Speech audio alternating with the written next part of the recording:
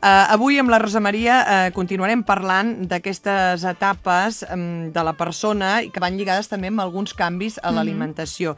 Hem parlat l'etapa més infantil, dels nadons, vam parlar de la lactància, la infància, i avui toca l'adolescència. Sí, avancem una mica més, amb aquesta progressió de l'edat.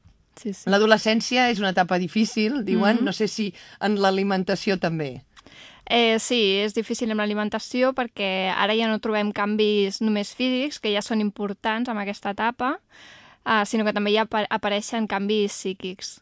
Efectivament. L'adolescent intenta trobar la seva pròpia identitat, vol començar a ser més autònom, a prendre les seves pròpies decisions, i clar, el camp de l'alimentació no s'escapa d'aquestes noves decisions que vol prendre per iniciativa pròpia.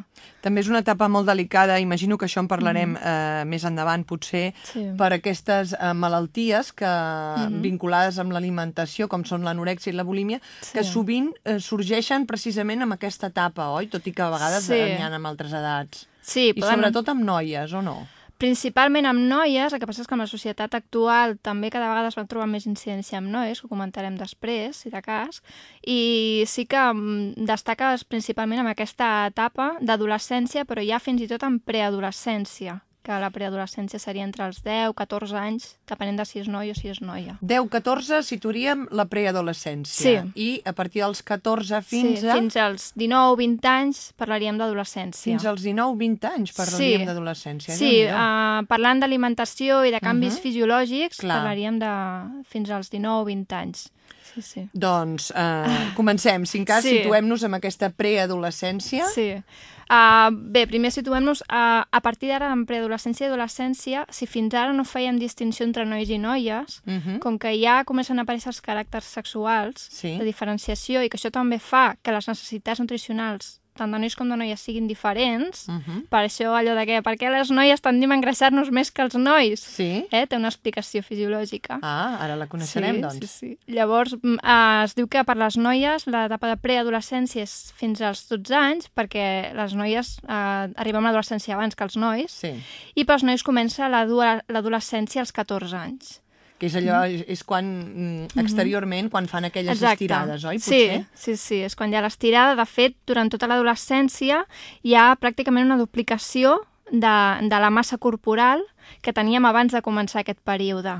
És a dir, a nivell de ritme de creixement, la compararíem amb el primer any de vida. Amb el primer any de vida. Són els dos moments o les dues èpoques en què es creix més, oi? Exacte, que es creix més ràpid i més quantitat. Clar, això en què es tradueix? Es tradueix en unes necessitats d'energia i de determinats nutrients, doncs, exacte, molt importants i molt elevades. Perquè ens fem una idea, en el cas de 12 a 14 anys, les necessitats d'aquests adolescents són ja superiors a les d'una dona adulta, és a dir, de les mares.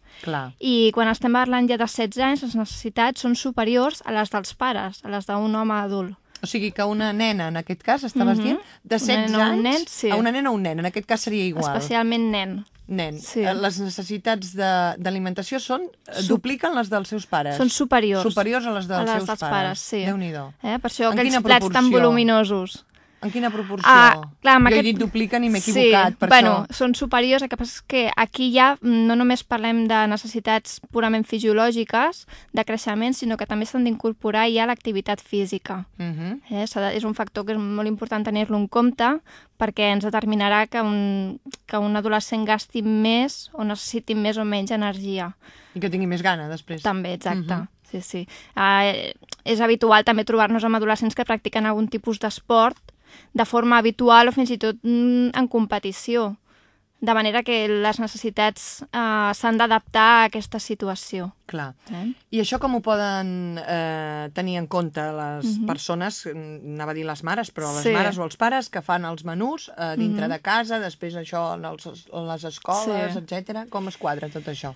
S'ha de partir sempre de l'alimentació equilibrada. allò que hem comentat moltes vegades dels diferents grups d'aliments, doncs quina quantitat de cada grup d'aliment hi ha d'haver, doncs que són cereals fins a 6 racions al dia, els lactis, en aquest cas estaríem parlant de 4 racions al dia, que serien 4 gots de llet. 4 gots de llet, 4 gots de llet al dia. Ara, l'etapa adolescent, em centro en adolescència, en preadolescència i adolescència. Fruites, estaríem parlant de 2 a 3 racions de fruita, que serien 2-3 peces de fruita al dia. Verdures també entre 2 i 3 racions al dia. Sí que seria doncs, un plat d'amanida, per exemple, un plat pla d'amanida ja seria una ració, o un plat de verdura amb la seva patata ja seria una ració de verdura. Sí? I pel que fa a carn, peix i ous, estaríem parlant sempre 2 racions al dia, que seria, doncs, per exemple, doncs, el bistec al migdia i després a la nit un tall de peix. I llavors al mig matí aquell entrepà que haurien de fer al pati de l'escola o de l'institut amb una mica d'embotit, per exemple. I si parlem de criatures o d'adolescents que se'ns fan una mica vegetarians o que tenen manies amb la carn i aquestes coses i l'embotit, com podríem això suplir-ho si és que es pot? Sí. A nivell de proteïnes, bé, primer de tot dir que si un adolescent se'ns vol fer vegetarià, li recomanarem, més que una dieta vegana estricta, una ovolàcteo vegetariana. Ovolàcteo vegetariana, és a dir, llets, ous, llets làctics, formatge, etc. Ous? I ous. D'aquesta manera, amb els ous ja suplim la proteïna de la carn i del peix. Hi ha ovolàcteo vegetarians que fins i tot poden incloure una mica de peix en la seva alimentació. Fruits secs i això, potser també? Sí. Els fruits secs també són una font important de proteïna d'origen vegetal. Sí. Una bona manera de combinar la proteïna vegetal, perquè una proteïna, la seva qualitat, es determina amb quins aminoàcids conté. Els aminoàcids són la mínima expressió... Sort que ho has dit, el que són, Són la mínima expressió de les proteïnes, és a dir, unions d'aminoàcids acaben formant una proteïna. Hi ha uns 20 aminoàcids, aproximadament. D'aquests 20, 8 són essencials. D'acord? S'avalua com una proteïna és d'alta qualitat en funció de si aporta tots aquests 8 aminoàcids essencials o no. La carn, peix i els ous els tenen. La proteïna d'origen vegetal, és a dir, els llegums, els cereals, els fruits secs, sí, però és d'origen vegetal, llavors sempre li manca algun aminoàcid essencial. Si combinem, per exemple, cereals i llegums, un producte compensa la manca d'un aminoàcid que té l'altre. M'explico? A un potser li falta metionina, que és un aminoàcid, i a l'altre li falta un altre aminoàcid diferent, que si ho juntem, cereals i llegums, allò de llenties i arròs, ara, això anava a dir, típic, sabidoria popular, aniria bé. Exacte. O cigrons amb arròs, o sucar molt de pa, amb això no. No, sí, acompanyar pa com a cereal amb les llegums també és una opció. O fins i tot fer amanides de llenties amb blat de moro o amb pasta. També seria una altra opció. Llavors això podria suplir el tall o el peix. Molt bé. Però si aconseguim que sigui ovolàcteo vegetariana... Millor. Millor, perquè estem aportant ous i l'ou ja té una proteïna del valor biològic. Molt bé. Llavors, si vols comento allò que deia al principi de... Ara ve la diferenciació entre nois i noies. Sí, efectivament.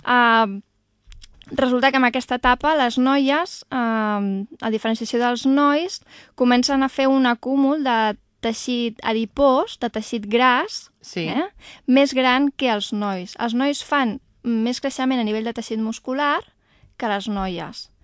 Què vol dir això? Vol dir que el teixit muscular gasta més energia que el teixit gras. Llavors, per proporció, si les noies tenen més teixit gras que els nois, vol dir que també gasten menys energia les noies. Per això la tendència a engreixar-se més les noies que els nois. Ara, això és relatiu perquè tampoc podem comparar una noia, per exemple, amb una activitat física molt alta i un noi que estigui tot el dia assegut al sofà o menjant malament. Sí, cada vegada n'hi ha més. L'obesitat aquesta que vèiem abans tan llunyana dels Estats Units, cada vegada es veu més i amb joves, precisament. És molt colpidor. Estem parlant ja d'un 12-14% de sobrepès i obesitat infantil i incluiríem adolescència en el nostre país. Per tant, és prou important. I va a l'alça. I va a l'alça, sí, va en augment. Hem parlat de l'alimentació, l'etapa de l'adolescència. Jo crec que encara en podríem continuar perquè ens hem deixat, sobretot aquest capítol dels trastorns de l'alimentació. Exacte, dels trastorns com serien l'anorèxia i la bulímia. En continuarem parlant, si et sembla, en una propera edició d'aquest Espai de Salut. Moltes gràcies. Gràcies a tu per ser aquí i quedem així. A la propera continuem parlant de l'adolescència. Conteu-hi.